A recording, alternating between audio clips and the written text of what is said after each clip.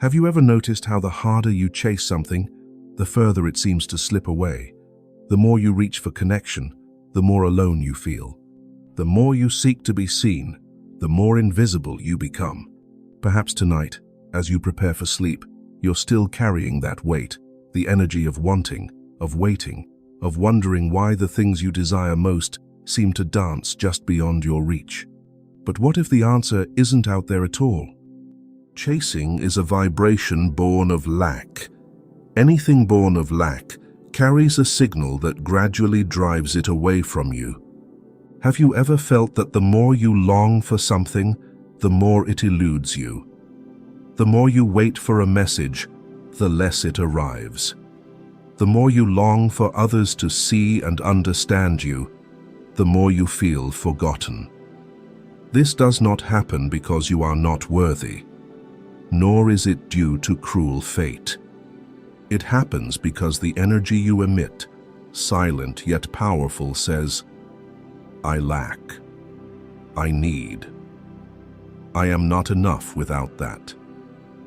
Even if you smile, stay calm, or try to appear okay, your energy field is always more honest than your words, and it creates a corresponding response in reality. You do not attract with thoughts, you attract with frequency. And as long as your energy is running after and clinging, the very moment you are unconsciously pushing the thing you desire away. This is not a story of desire. It is a story of vibration.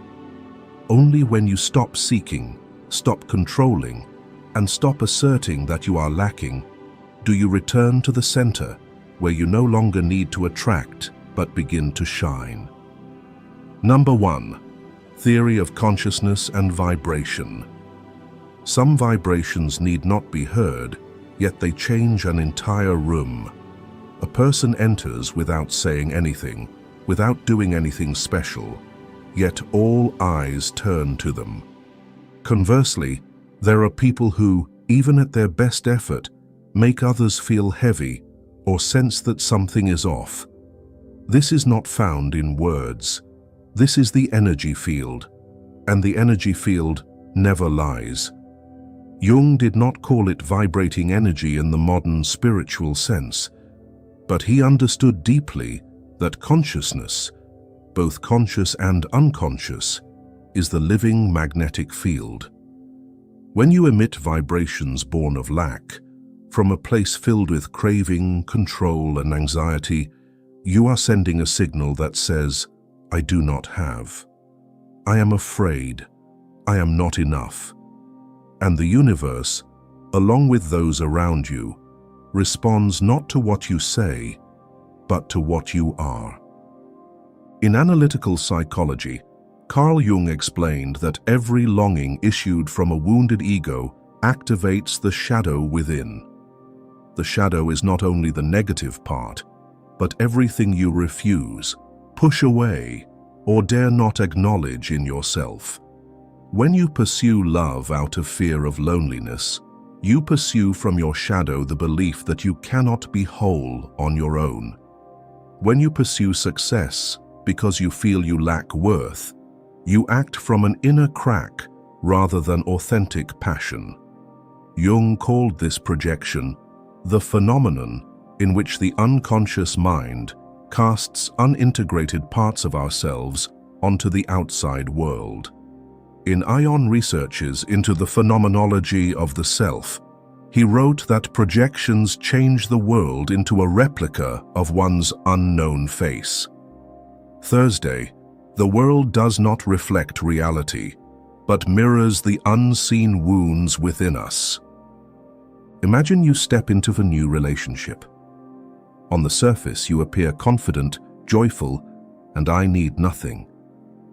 But deep inside, you check your phone constantly, waiting for every message, imagining countless scenarios if the other does not respond as hoped. This is a typical vibration born of lack. Even if you do not speak, that energy still radiates, and the other person senses it. Not through words, but through the tension in your gaze, the rhythm of your heart, the silence between words. This makes them gradually withdraw, not because they dislike you, but because they do not wish to be drawn into an energy that demands to be filled. Jung wrote that, until you make the unconscious conscious, it will direct your life, and you will call it fate. Until you face the true motivation beneath your actions, you will continue to be led by it, mistaking it for destiny. Many people try to attract what they want. They read law of attraction books, practice affirmations, and imagine an ideal future. But they fail to realize that it is not what you want that is attracted, but what you are. If your foundational energy emits from fear, from a sense of lack, from insecurity about yourself, you are simply sending a clear signal that I do not have it. I am not enough.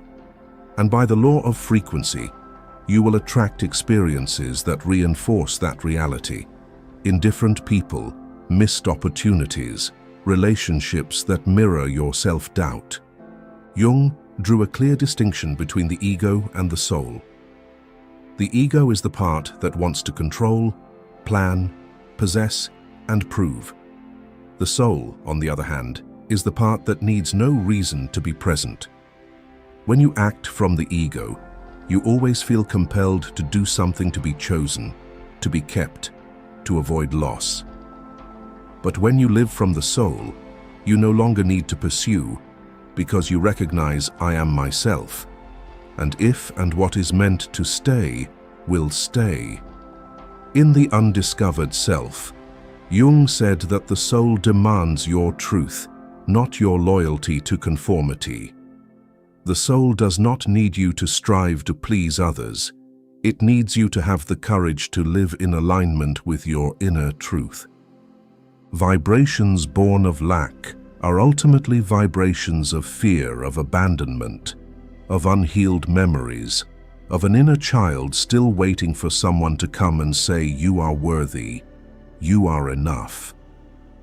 But no one can bring that from the outside if you have not first sent that signal from within yourself. As Jung said, who looks outside dreams, who looks inside awakens. You no longer need to search. What you are seeking is not ahead, but in the frequency you emit with each moment. And if you shift that frequency from pleading to presence, from expectation to steadiness, from anxiety to trust, then you will no longer have to chase. Everything will find you, not because you did it right, but because you have become the right person. Number 2, Story 1, Carla. And that is the profound truth Jung wants us to understand. You do not attract by what you wish for, you attract by what you are. When the energy within you continues to emit a signal of lack, of waiting, of the fear of being abandoned, then the external reality will forever be a mirror reflecting that vibration. And to see how this operates, not only in theory, but in real life, hear the story of Carla, a vivid and authentic example of what Jung called the psychic wound that cries louder than words. Carla is an intelligent, independent woman who is highly self-aware. At age 34, she experienced a painful breakup with the man who had been her whole world. Afterwards, she did not flee from the pain. On the contrary, Carla embarked on a model healing journey, reading books, meditating, journaling, taking therapy courses, caring for herself, and rebuilding her self-esteem. On the outside, Carla appeared to be the ideal of a woman who had overcome her past. But there was one thing she could not explain. Each time she began a new connection, even if it was gentle and promising, everything always fell into the same orbit. The other person gradually became distant. The relationship grew fragile, and in the end it broke without any clear reason. This is where things became clearer. not through reason, but through a moment of profound awakening in an intensive therapy session. When the therapist looked straight into her eyes and said, "Your energy is not waiting for love. It is begging for confirmation." That remark struck the very core that all of Carla's healing efforts had missed. She had not truly let go. She had only done everything to prove that she was worthy of love. Although her exterior had changed, her inner energy still clung, not to a specific person, but to a pattern. The person who would come to heal me, the person who would confirm that I am enough. Carla did not live in the presence of her new connections. She lived in the unconscious expectation that this time, someone would act differently so that she would no longer feel that she had failed in love. She was not loving, she was waiting to be rescued. Carl Jung once said, "We do not become enlightened by imagining figures of light, but by making the darkness conscious." We reach enlightenment not by imagining light, but by having the courage to face the darkness within ourselves. And the darkness that Carla had to confront was not her ex or her painful past, but the unconscious belief that she would not be whole unless chosen by someone else. That explains why all of her positive healing actions were still guided by a begging energy. It was not genuine autonomy. It was disguised control, a form of, "I will love myself as long as someone confirms that I am lovable." But energy does not operate under conditions. Your field of vibration does not care about the checklist you have completed. It only responds to the signal of who you truly are inside. And from then on, Carla's reality continuously reflected a single lesson. When you demand confirmation, you are emitting a vibration that I do not have enough. And the universe, as Jung pointed out, does not answer what you want, but answers you. The privilege of a lifetime is to become who you truly are. But if you still need someone else to confirm that, you are not truly yourself. You are only a shadow seeking an image. After that therapy session, Carla did not change her strategy to be loved. She changed her mindset. She did not force herself to stop feeling. She began to observe her impulses when meeting someone new. Each time she sensed herself expecting too early, she did not blame herself but asked, "Am I loving this person? Or am I waiting for them to confirm that I am enough?" And this self-awareness was the turning point of her vibration. Not loving less, not moving slower, but loving from a place of fullness. From then on, her energy no longer sent a begging signal. She was no longer on the frequency of, "Choose me so that I can be me." She had chosen herself. And when one chooses oneself, the world is no longer a place to be saved, but a place to live, to share, to shine. No chasing, no waiting, no proving, simply being present. Because, as Jung wrote in Memories, Dreams, Reflections, the most terrifying thing is to accept oneself completely. The most terrifying thing is not rejection, but daring to accept oneself fully. And when you do that, you no longer need anyone to confirm anything. You become a field of fullness where no signal of lack resides, and that is why all you have ever sought begins to find you. Number 3. Mechanism of the inner world and Jung's analysis. When Carla stopped demanding confirmation from the outside, she not only transformed her way of loving, but also entered a deeper phase. She confronted the inner mechanism truly governing her life. Because all of our experiences, whether connections, disappointments, or repeating emotional loops, originate from the psychological energy field emitted from the deepest layer of the self. In analytical psychology, Jung distinguished very clearly between desire that issues from the ego and the call of the self. When the ego longs for something not out of love, but out of emptiness, it unconsciously activates the unhealed, unintegrated parts of the mind, the parts Jung called the shadow. These parts do not vanish just because you think more positively. Instead, the more they are suppressed, the more they manipulate the energy you emit. The more you force yourself to become what you are not, the more you become an opposite shadow of yourself, not because you are fake, but because you have not faced where desire begins, which is lack. Try stopping and thinking about yourself. Have you ever entered a room and sensed something was off about someone, even though they were smiling brightly? Have you ever heard someone claim they have moved on, but still felt a muffled sadness emanating from them? This is the phenomenon of energy, not something mystical, but a living vibration arising from a psychological mechanism. Jung believed consciousness is not only words or thoughts, but also emotionally charged images.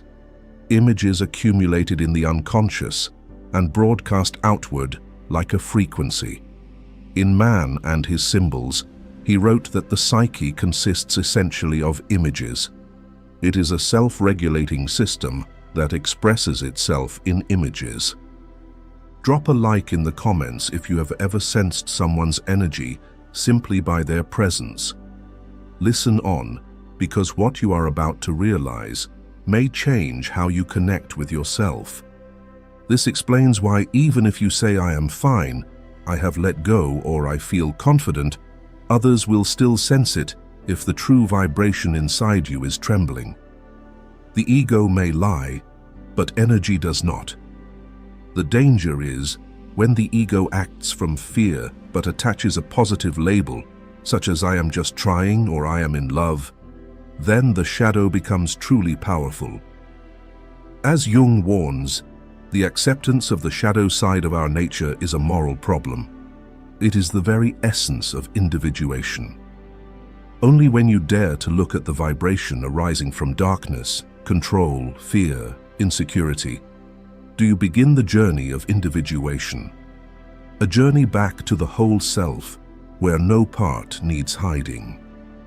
Individuation, according to Jung, is not becoming a better version of oneself, but returning to the center of the self, where all the fragments inside you are seen and reunited.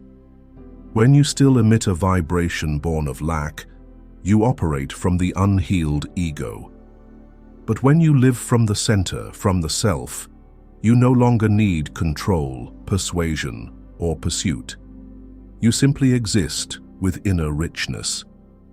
Then you no longer emit the signal to come to me so that I can feel complete, but you emit a silent field: I am myself, and I am enough.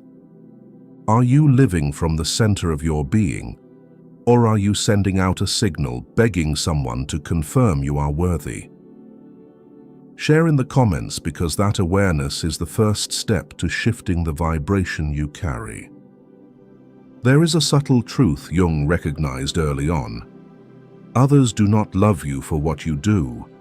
They are drawn by the energy field you do not realize you are radiating. If that field issues from unintegrated darkness, you will attract people who activate your wound, not to punish you, but to invite you to look more deeply at what needs healing. In Ion, Jung wrote that the self is not only the center, but also the whole circumference, which embraces both consciousness and the unconscious. The self is not only the center, but the totality, embracing both the light and the darkness within you. So if you ever wondered why you keep meeting the same type of person, or why you feel misunderstood even though you tried so hard, The answer may lie in the frequency you emit, not in what you think about yourself. Only when you dare to turn inward, not to hide or fix, but to integrate every part of yourself, will you enter the state Jung called the wholeness of the self, the state where you no longer need to send a begging signal because you are transmitting the truth. Are you ready to return to the center of yourself?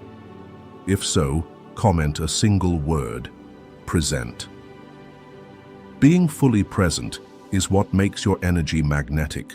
No need to seek, and yet you will attract everything that truly resonates with you. Number 4. Story 2. Natalia. After understanding how energy emitted from a wounded ego can unconsciously attract repeating experiences, we recognize an even more important truth. Merely understanding is not liberation. The intellect may declare, "I have let go." But if the energy inside still emits a signal of clinging, you remain on the same frequency, and the world will continue to mirror that, no matter how many books you read, videos you watch, or even when you proclaim you have healed. Natalia's story provides a clear and poignant illustration of this.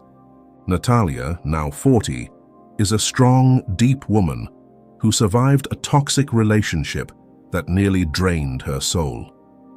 After the breakup, she embarked on a journey of rebuilding herself. She studied self-love, attended therapy, practiced meditation, journaled, and even started a small blog to share her recovery. Everyone around her saw a woman who had overcome her pain, and Natalia believed it too. She felt confident, at peace, ready for a new connection until a man appeared. At first, Natalia maintained her balance, but just days into their initial conversations, she found herself checking her phone more often, analyzing every message, guessing what he truly thought. Each time he went silent, even a little longer, a wave of anxiety washed over her. She did not voice it or act rashly, but her mind spiraled. If he does not reply, what does that mean? Did I do something wrong? Will this end the same way as before? In a pivotal therapy session, her therapist quietly observed and said, "Your mind has let go, but your energy is still holding on." Natalia was stunned. She had never imagined she could be faking it to herself. But the truth was that all her efforts, the meditation, the sharing, the writing, stemmed from a drive not to be the same as before, to guarantee that next time would differ. Deep inside, her energy still sent the old message: "I need something outside to make me feel safe, to ensure I will not be hurt again." Carl Jung wrote in the Red Book, "There is no coming to consciousness without pain. No awakening occurs without passing through pain." Natalia was not wrong to believe she had let go. She had simply not reached the end of the truth. Her deepest fear was still quietly directing her energy. Unprocessed energy acts like a script that repeats in various forms. You change partners, environments, and behaviors, yet you draw experiences with the same core: abandonment, misunderstanding, insufficiency.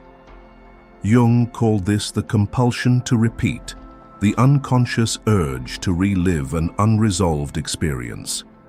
In Psychology and Alchemy, he wrote, "The patient can only get well when he begins to see the contents of the unconscious and assimilate them into the total personality." Healing only happens when you dare to face the unconscious contents and integrate them into your whole being. The fact is, your vibration always speaks before your words. Others do not withdraw because you lack something specifically, but because they unconsciously sense an energy field demanding to be filled. They feel a burden you may not even recognize that you carry. Natalia did not utter a single plea, yet her energy field issued a clear request. Give me certainty. Ensure I will not be hurt again.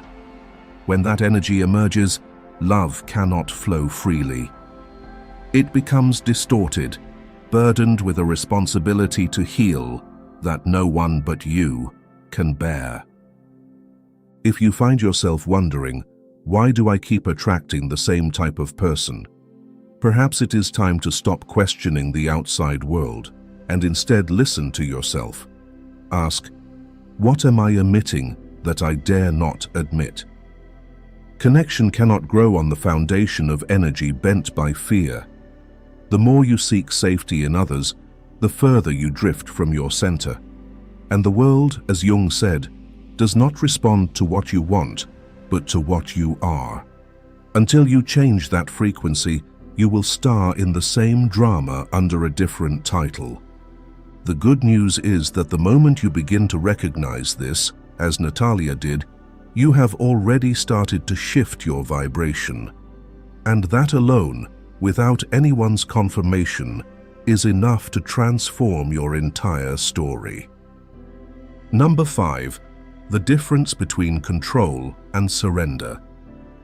Imagine a moment you sigh, looking at your phone, and think you will not text anymore. You are fine. Minutes later, you secretly unlock your phone, waiting for a message or a sign that something to prove you are still cared for.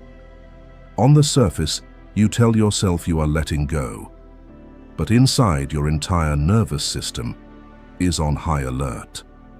That is not peace. That is control, disguised as silence. At that intersection between mature behavior and lingering clinging energy begins a hard-to-swallow lesson that leads to deep transformation. Control is not strength. It is a survival reflex of an unhealed ego. Natalia recognized this not through words, but through experiencing it again in her body, in her energy, in how she faced uncertainty. That is when the door to the core distinction between control and surrender opened, not by knowledge, but by vibrational experience. We often equate control with power, action, and doing something to ensure nothing falls apart. In truth, control is a contraction of consciousness fear wrapped in a reasonable explanation, the ego trying to manage uncertainty through analysis, speculation, intervention, and at times, feigned indifference. Jung taught that the ego seeks to control what the soul has not yet integrated. That mask of logic makes control a wound. You do not act from strength. You act from fear, unwilling to admit it. Imagine beginning a new relationship, and the other person texts less for a day, so you feel compelled to do something. You send a message first. Do you stay silent to see if they notice why? Or you ask indirect questions to guess their state of mind? None of these actions are wrong in themselves, but consider the inner state driving these behaviors. If it stems from an inability to bear uncertainty, then you are not connecting, you are controlling. Jung spoke not only about behavior, but about the motive beneath it. He wrote that when an inner situation remains unconscious, it appears outside as fate. If you fail to recognize that you are governed by fear of losing control, you will continue to attract situations that force you to control yourself until you either exhaust yourself or awaken. You either live from your center or steer everything from the fear of abandonment. Recognizing this is the first step to letting go of awareness rather than from fatigue. Surrender is not standing still, waiting for a miracle. Surrender is the strongest act of a mind at rest in itself. It is when you no longer need to force reality to follow an ego script. It is when you no longer need to check, control, steer, or edit reality, because you trust that what belongs to you arrives without effort, and what does not only brings pain when held. A vivid illustration is the healing journey of Lorena. When she began a new relationship, everything felt harmonious at first, but gradually, with each time her partner became silent, Lorena started analyzing every punctuation, every pause, and every word choice. She did not blame or show it outwardly, yet inside, she was silently squeezing herself and her partner with expectations and worry. Inevitably, the energy between them began to withdraw. When she asked why, her partner could only say something felt heavy without any clear cause. Lorena realized it was not that her partner was wrong, but that she still operated from a place of control, disguised as wanting to understand. Jung did not teach letting go as a mere technique, but as a process of inner maturity. He taught that surrender is not weakness, but it is the courage to stop waging war against yourself. It is when you no longer need certainty to feel safe, need another's reaction to feel loved, and no longer need control to protect yourself from abandonment. If you live in the energy of clinging to avoid loss, remember that control does not keep you safe. It only keeps you away from real living.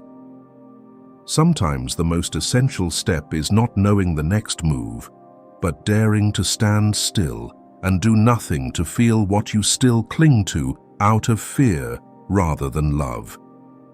You may have seen yourself controlling under the guise of seeking reassurance that you are not alone. Now you have another choice. Share the phrase "I am letting go" if you choose to step out of control energy and into a magnetic state where life comes without being pulled only by trust. Number 6, the power of presence. But surrender does not mean you disappear. Not controlling does not mean you become passive. This brings us to a dimension few truly understand, what Carl Jung called the true center of spiritual life, the power of presence.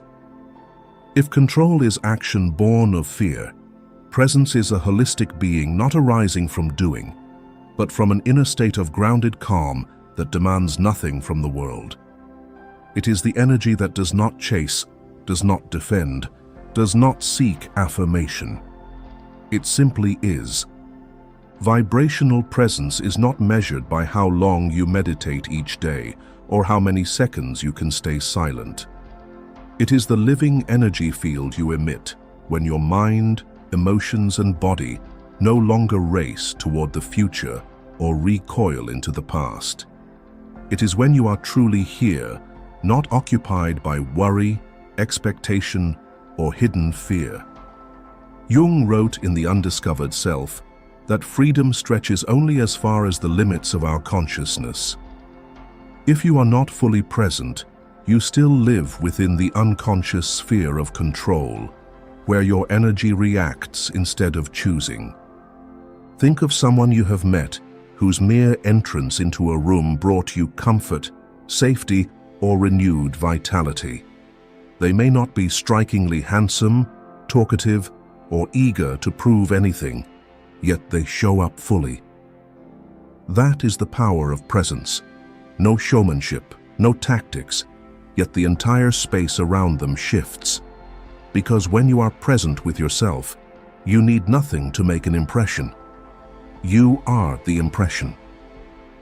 If you are still reading, pause for a moment, put down your phone, and close your eyes for 5 seconds. Notice whether you are here with me, or if your body is seated while your mind has wandered elsewhere. This is a small test of presence.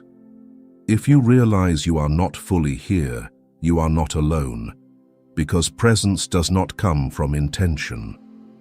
It comes from practice. Jung described the process of returning to the center of the self, individuation, as a journey through layer upon layer of illusion, wounds, and unconscious reflexes until nothing remains but unconditional presence. In Psychology and Alchemy, he wrote that the self is a union of opposites par excellence. Only when you stop striving to become something smarter, more likable, more independent, can you begin to be fully present as your complete, undivided self. A beautiful example of this comes from Daniela's story. For years, she fell into the same cycle. Meet someone new, feel excitement, then let anxiety take over.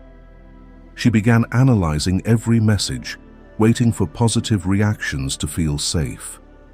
Yet all of it left her exhausted, until one day she made what she called a decision of radical stillness. She did not withdraw from life, she withdrew from reaction. She stopped chasing connection, stopped strategizing, and each day simply practiced presence in her body, breath, heartbeat, silent space, without forcing herself to feel better, only to show up more authentically. A week passed, then two. Nothing dramatic occurred, but gradually, she realized she no longer felt turmoil when she did not receive a response. She no longer clung to every small change as if it were a lifeline. She felt clear. From that clarity, the connections that came to her no longer repeated old scripts. No tension, no struggle, because she was no longer attracted by black, but by a magnetic field of grounded presence. You may ask how to attain that presence. The answer is not in a checklist. It lies in letting go of having to do to become. Jung never taught self-improvement like a machine. He invited us to live fully as the self that already exists. He wrote that the privilege of a lifetime is to become who you truly are. And that becoming does not come from chasing something new, but from pausing long enough to realize you have always been here. Just be present. If this resonates, leave a single word in the comments. Present. Not as a YouTube habit, but as a reminder that you once forgot yourself somewhere and are now returning. No more chasing, no more controlling, just presence. From there, everything begins to shift, not because of what you do, but because at last you have truly become yourself. Number 7, vibrational detachment. But presence, though powerful, does not drop like a gift. It results from a deep inner discipline, a willingness to stop reacting, observe instead of controlling, and to face oneself in the silence we once tried to fill. Presence cannot live in a mind driven by anxiety. That is when you need to step into the key Jungian practice of vibrational detachment. Not to become cold, but to return to your whole self, undistracted by the need for external validation. Vibrational detachment does not mean indifference or lack of desire.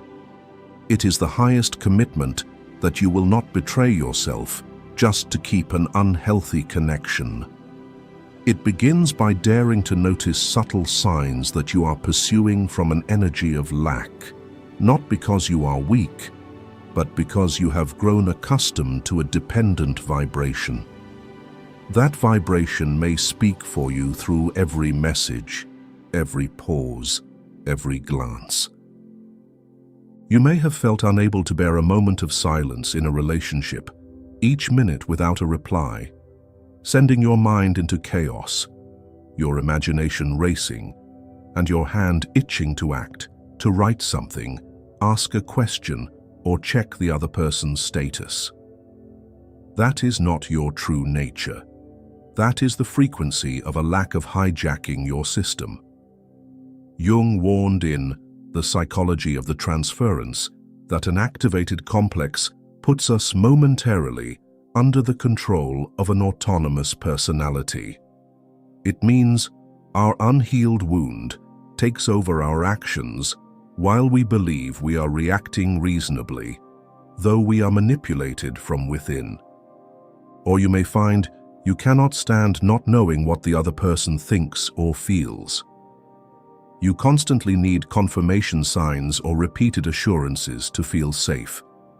But that need does not arise from the present N. It arises from a hidden anxiety that has lived in you for a long time. If you find yourself easily triggered, unable to wait, always needing explanations to steady your emotions, then you are likely not loving but communicating through the vibration of lack. And the world senses it as a cry for help, even if you never speak a word. The way out of this invisible cycle lies not in more action, but in learning to stop the moment the impulse arises. The moment you want to send an unnecessary message, the moment you feel compelled to do something to hold the connection. Jung pointed out in the Red Book that in each of us, there is who we do not know who speaks to us in dreams, telling us how differently he sees us from the way we see ourselves. When you pause, you begin to listen to that deep part that needs no control, reaction, only presence. You can begin with a small step by doing nothing for the first 3 minutes of restlessness. Just breathe, do not touch your phone, and do not seek distractions. Then ask yourself whether you want to act because you are present or because you are afraid. That is the practice of vibrational detachment, where you act not from anxiety, but from your quiet center. Create a daily space of silence, even if just 10 minutes, with no screens, no one else, just you and your breath. In that space, whisper, "I do not chase, I do not cling, I am present." You do not need to believe it immediately, just repeat it until the new vibration imprints on your body bit by bit. And if you still return to the old question of how to be loved, then invert it and ask which part of you still does not believe you are worthy.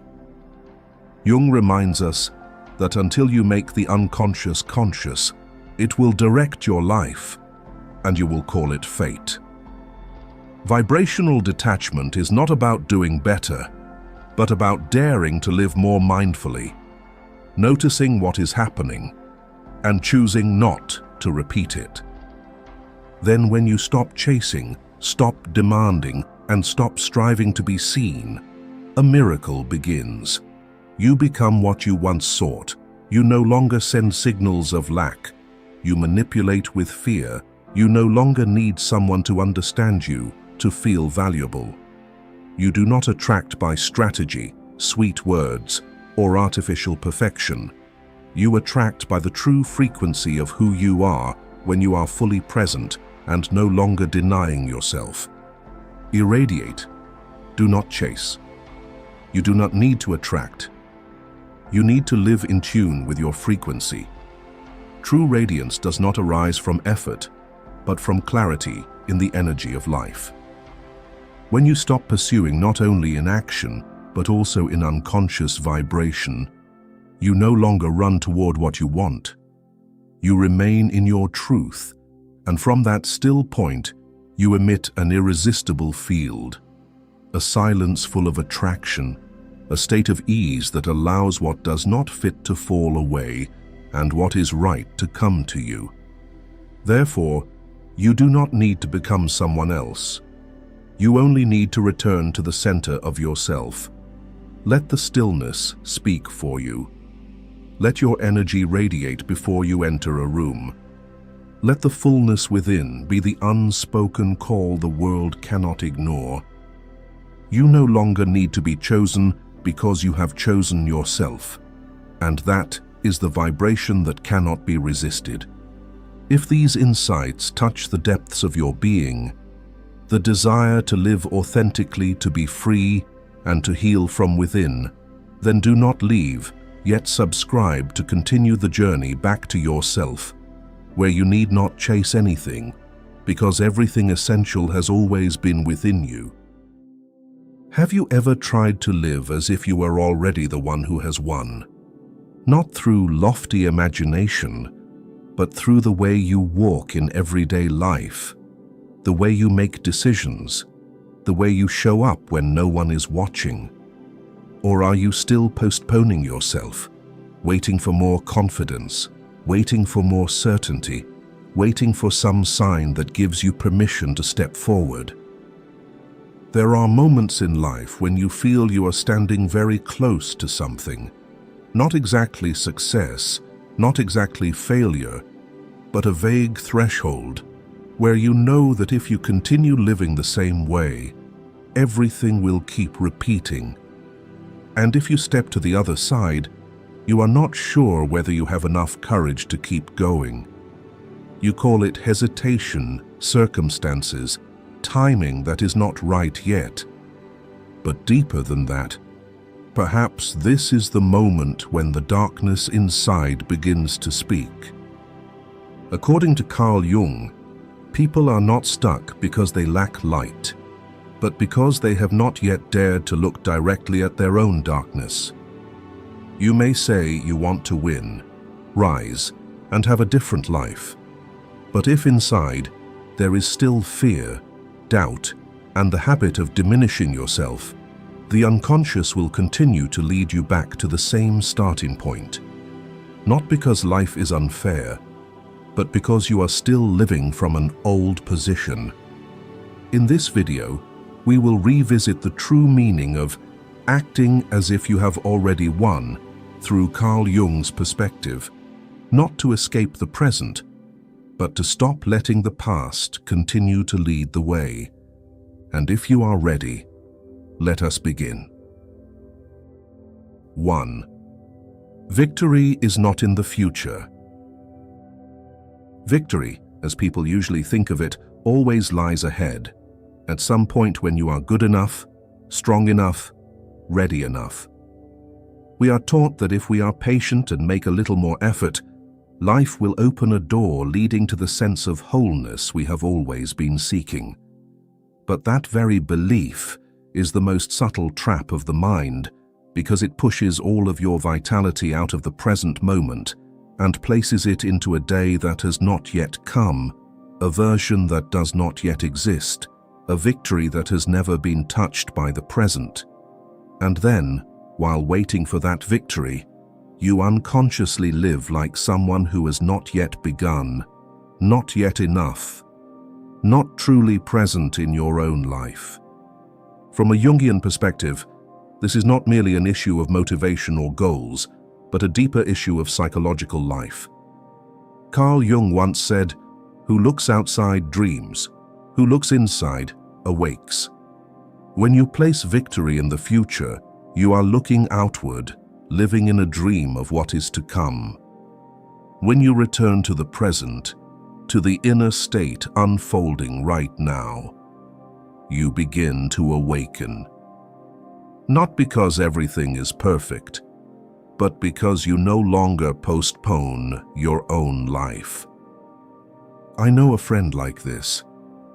He always believed he would truly feel confident once he reached a certain milestone in his career. A better position, a more stable income, and clearer recognition. In the present, he worked hard and was capable, yet he always spoke and acted as if he were in the preparation stage. Strangely, the more he lived in a state of preparation, the more he felt he was not enough. Each time he reached a goal, the feeling of wholeness appeared only briefly, then immediately gave way to another goal further away.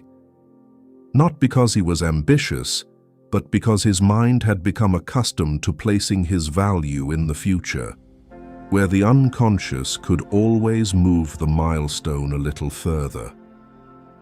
What Jung helps us see is this: the unconscious does not live in the future. It only knows the state you are living in right now. If you continually live as someone who has not yet won, the unconscious will register you as such, and external reality will gradually respond on the same frequency. You are not being rejected by life.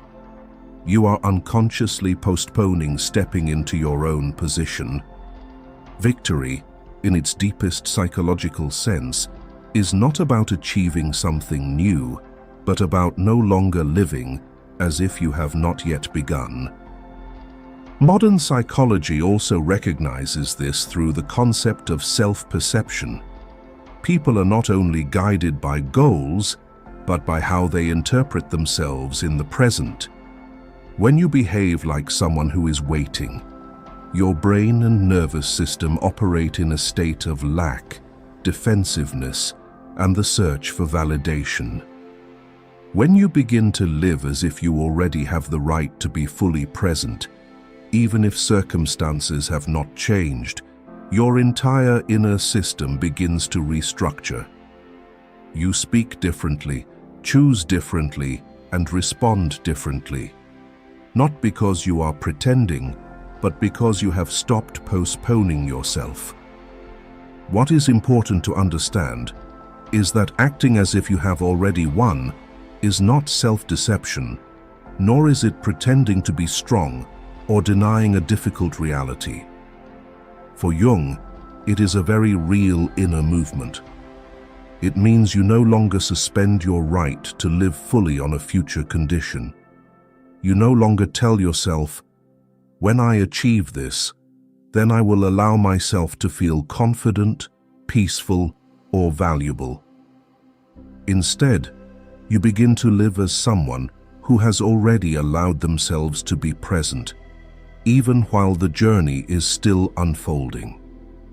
You do not wait to become someone before you live. You live while you are becoming. This brings to mind a familiar image, like someone learning to swim who keeps saying they will truly relax once they get used to the water. But the longer they stand on the shore, the colder and deeper the water feels.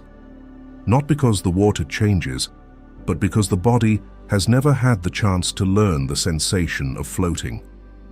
Only when the person accepts stepping in, even while trembling, does the body begin to adjust. Victory is not in the moment of no longer being afraid, but in the moment you stop waiting to be fearless before you begin. Thus, for Jung, victory is not a destination at the end of the road. It is an inner state that you choose to stand in right now. When you live as someone who is moving forward rather than someone who is waiting, your entire experience of life begins to change. Jung calls this the beginning of the process of individuation, where a person stops identifying with images that have not yet arrived and begins to be present as themselves in the moment of breathing, choosing, living. And perhaps the most important thing this section seeks to touch is not what you will achieve, but where you are living from a future that keeps receding, or from a present you have the courage to step into. Because the moment you stop placing victory ahead, you will realize something very strange. You have never actually lost. You have only been waiting for permission to live as someone who is already ready. 2. The unconscious determines outcomes. When you no longer place victory at a distant point in the future, when you stop waiting for a version of yourself that is good enough before being allowed to live, another question quietly emerges behind all those efforts. If it is not willpower deciding your life, then what is truly leading the way? And here, Jung takes us one layer deeper into the place where many outcomes have already been shaped before you even act, the unconscious. People often believe they live by conscious choices. We believe we choose a job because it suits us, leave a relationship because we no longer love, pursue a goal because I want it. The feeling of choice makes us believe we are holding the wheel. But Jung saw a quieter and far more difficult truth. Willpower is only the surface, while the true direction of life is often set by drives we have never looked directly at. You act not only because of what you want, but also, and often more so, because of what you have long been accustomed to being. The unconscious, from Jung's perspective, is not a dark storage room containing only wounds or bad parts to be eliminated. It is a living world, holding unnamed memories, emotions once ignored, beliefs formed very early, and even potentials that were never allowed to coexist.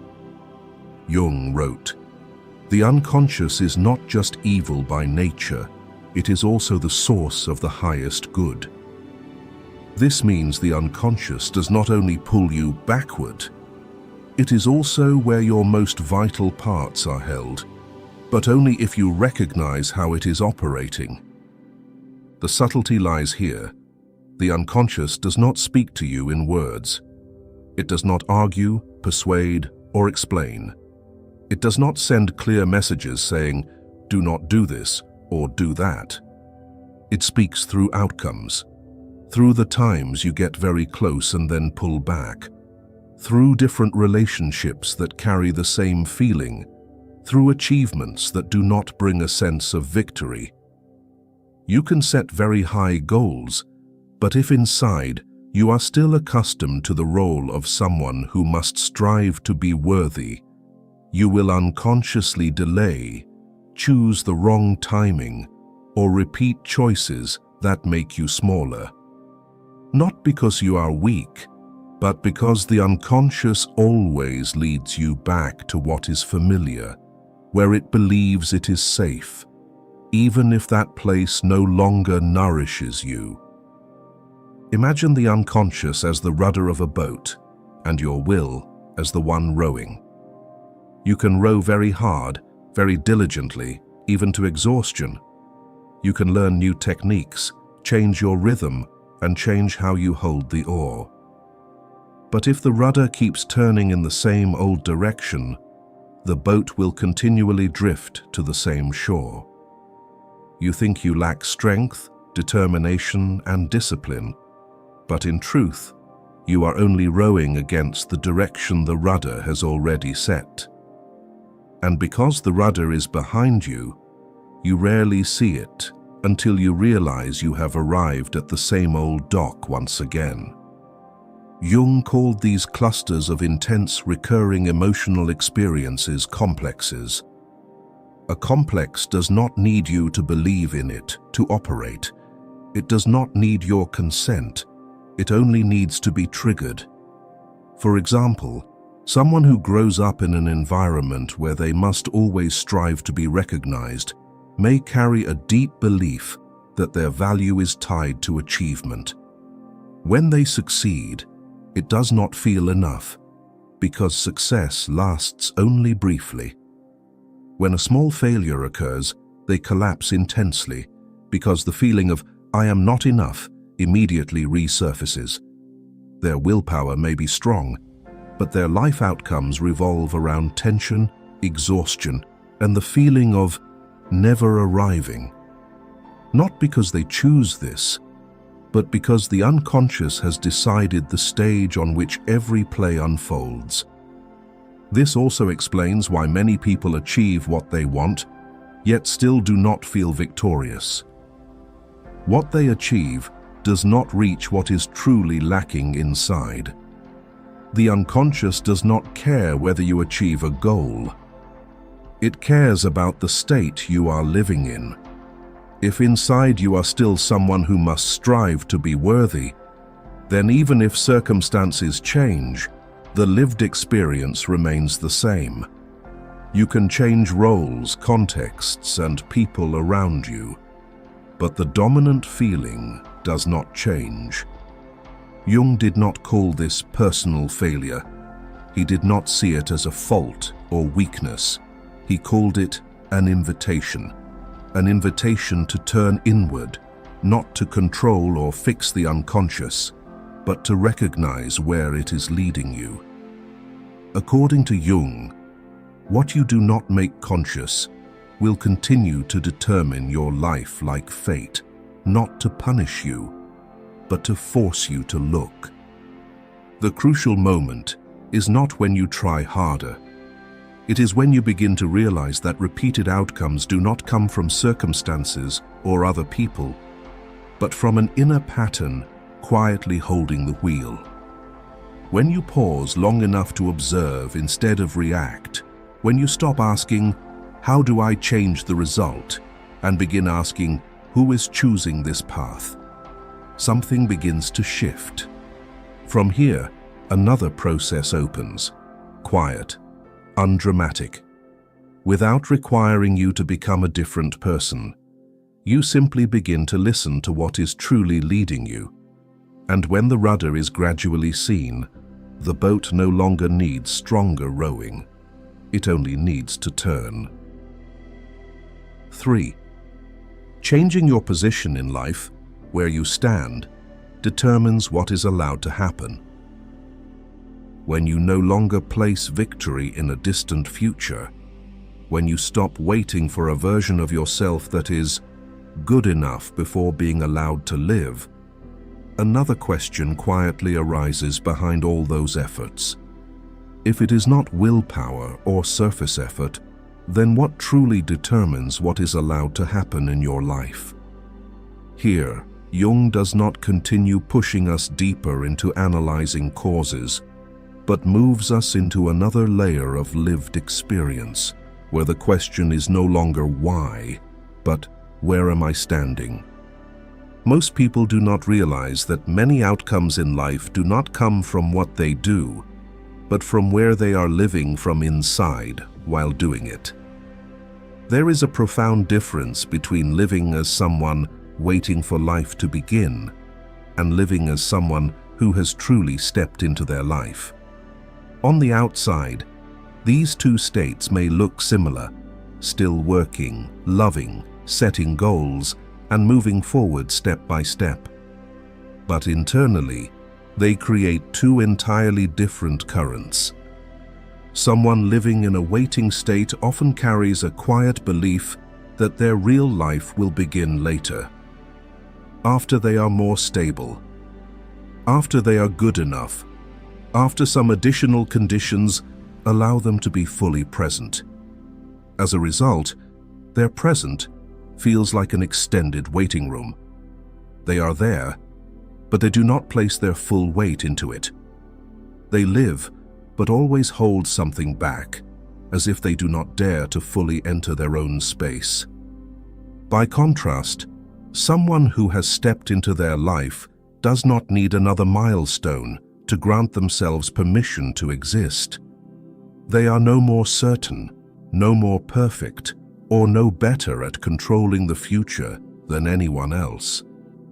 But they are here, and they live from that position.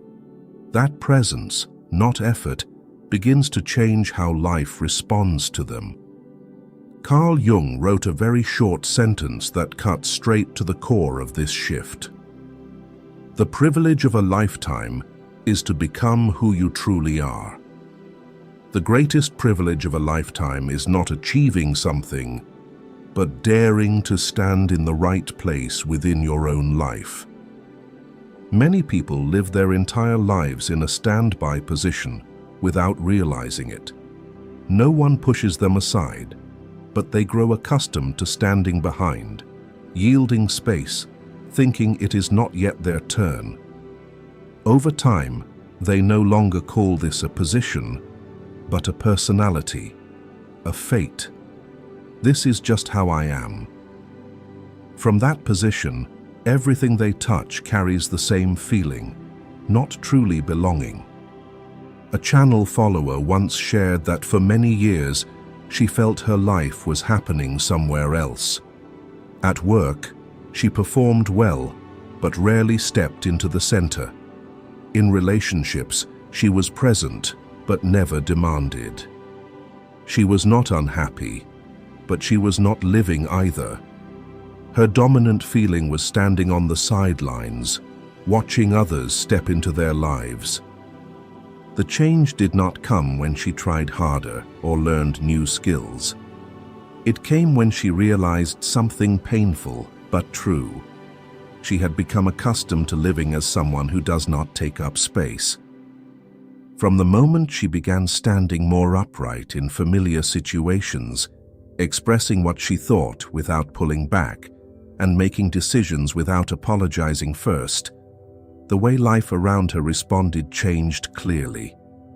Not because she became someone else, but because she stood in a different position.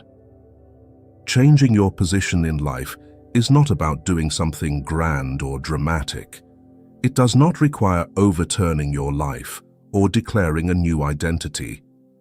It often begins quietly, in very ordinary moments. You stop automatically diminishing yourself in habitual phrases. You stop over-explaining choices that are clear to you. You allow yourself to enjoy a good moment.